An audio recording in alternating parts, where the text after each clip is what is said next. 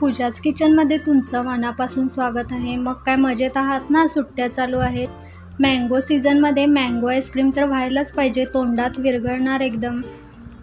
आता 2 हापूस आंबे घेतलेले आहेत. देवगड हापूस आहे, त्याला धुवून स्वच्छ घेतलेलं आहे. आता सोलून घेतलेलं आहे. आता फोडी करून ते मिक्सरमध्ये बारीक करून घ्यायचं आहे. 1 कप मिक्सरमध्ये बारीक करून घातलेलं आहे. आपण गॅसही न पेटवता आईस्क्रीम तयार करणार आहोत. 1/2 कप पावडर शुगर घातलेली आहे, अर्धा कप मिल्क पावडर घातलेली आहे आणि अर्धा कप साय घातलेली आहे.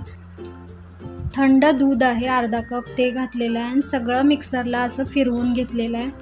मस्त एकदम तोंडात विरघळणारच आईस्क्रीम तयार होणार. सगळं असं एका कंटेनरमध्ये भरून घ्यायचं आहे आणि झाकून ठेवायचं आहे 1 तासासाठी फ्रीजरमध्ये. 1 तास झालेला आहे. आईस्क्रीम थोडं सेट झालेलं आहे. आता याला परत काढून मिक्सरमधून फिरवून घेतलेलं आहे. म्हणजेच एकदम तोंडात सॉफ्ट विरघळणारा आईस्क्रीम बाहेरून मार्केटमध्ये मिळताना तशा प्रकारे होणार. अशा प्रकारे सगळं घालून घेतलेलं आहे. आता याला झाकून 7 ते 8 तासांसाठी फ्रीजरमध्ये ठेवायचं आहे किंवा ओव्हरनाईट ठेवलं तरी पण चालेल. आता मी ओव्हरनाईट ठेवलं होतं, तुम्ही बघू शकता सेट झालेलं आहे चांगलंच.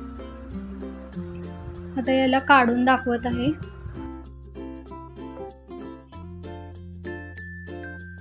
एकदम सॉफ्ट आणि तोंडात घालताच विरघळणार. मुलांच्या सुट्ट्या चालू आहेत आणि गॅसही न पेटवता आईस्क्रीम आपण तयार करू शकतो. एकदम मस्त रेसिपी आहे, नक्की ट्राय करा आणि मँगो आईस्क्रीम एन्जॉय करा. चला तर मग पुन्हा भेटूया अशाच नवीन रेसिपीसह. तोपर्यंत खुश राहा, मस्त राहा आणि खात राहा.